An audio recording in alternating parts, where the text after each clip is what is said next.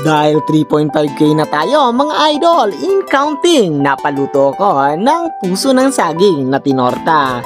Karamihan kasi ng mga kabataan ngayon ay hindi na marunong kumain ng gulay. Kaya eto, para maging swak sa kanilang panlasa ay aking tinorta ang puso ng saging. Kaya yan, tinadtad ko at linaga ko muna para malambot ang kalalabasan.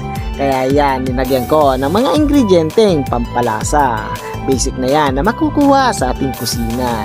Shoutout yan sa Tuaw, Cagayan Valley, sa Tugigaraw, sa mga naging kasamahan ko. Lagi kayong nasa puso ko.